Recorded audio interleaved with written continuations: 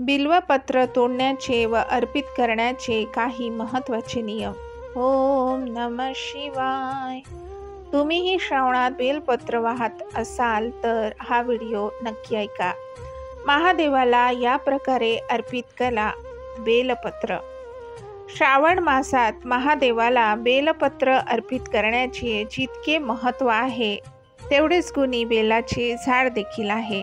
आज आम्ही आपल्याला बेलाच्या झाडाबद्दल महत्त्वाची माहिती देत आहोत, तरी व्हिडिओ पूर्ण नक्की ऐका आणि आवडल्यास जास्तीत जास्त शेअर करा. 1.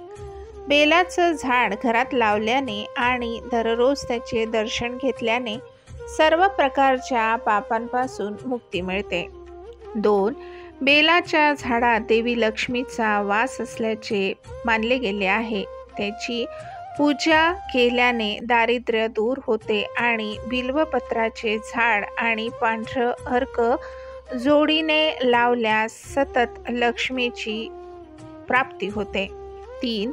रविवार आणि द्वादशी तिथीवर बिल्वपत्राच्या झाडाचे पूजन करण्याचे विशेष महत्त्व आहे. या दिवशी पूजन केल्याने मनुष्य ब्रह्महत्यासारख्या महापापापासून मुक्त होतो. याच्या प्रभावामुळे यश आणि सन्मान मिळते. 4. बेलाच्या झाडाचं निवासस्थळ उत्तर पश्चिम दिशेला असल्यास यशास वृद्धी होते. उत्तर दक्षिणेमध्ये असल्यास सुखशांती वाढते आणि हे झाड निवासस्थळाच्या मध्याला असल्यास जीवनात गोडवा येतो. 5. जर मृतदेह बेलाच्या झाडाच्या सावलीखालून काढल्यास मोक्षप्राप्ती होते. 6.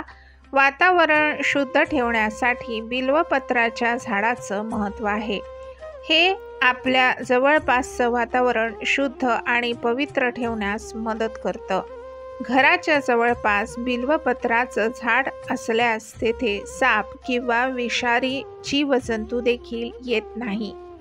7. हे झाड लावल्याने वंशवृद्धी होते आणि महादेवाची विशेष कृपा प्राप्त होते. 8.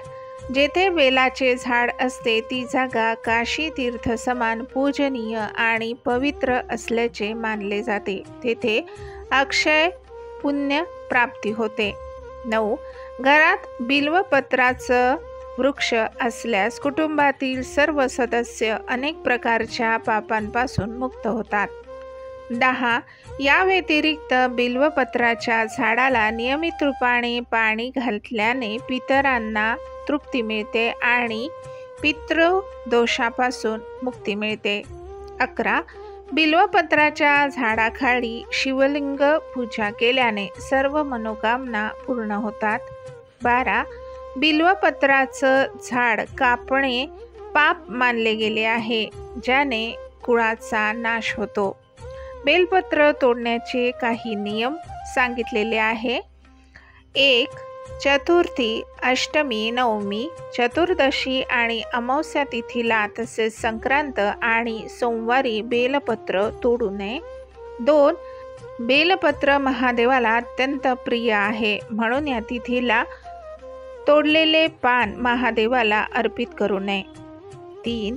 शास्त्राप्रमाणे नवीन बेलपत्र मिळत नसेल तर अर्पित केलेले बेलपत्र धुवून पुन्हा वापरता येते.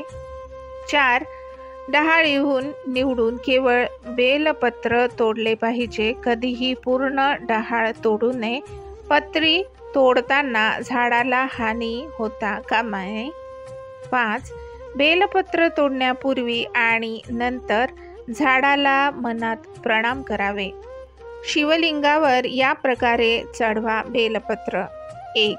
महादेवाला बेलपत्र नेहमी उलट अर्पित करावे, अर्थात पानाचा गुळगुळीत भाग शिवलिंगाच्या वरच्या भागाला असावा. 2. बेलपत्रात चक्र आणि वज्र नसावे. 3. बेलपत्र 3 ते 11 दल या प्रकारे असतात. जितकी अधिक दल असतील तितके उत्तम मानले जाते. 4. बेलपत्र उपलब्ध नसल्यास बेलाच्या झाडाचे दर्शन मात्र पाप नष्ट करण्यासाठी पुरेसे आहे. 5. शिवलिंगावर इतर कोणी अर्पण केलेल्या बेलपत्राची उपेक्षा किंवा अपमान करणे योग्य नाही. अशाच प्रकारची वेगळी माहिती ऐकण्यासाठी माझ्या चॅनलला सबस्क्राईब करा. माझे व्हिडिओ जास्तीत जास्त शेअर करा आणि बेल आयकॉनवर क्लिक करा, म्हणजे नवीन येणाऱ्या व्हिडिओचे अपडेट तुम्हाला लगेच मिळतील. धन्यवाद. नमस्कार. ओम नमः शिवाय.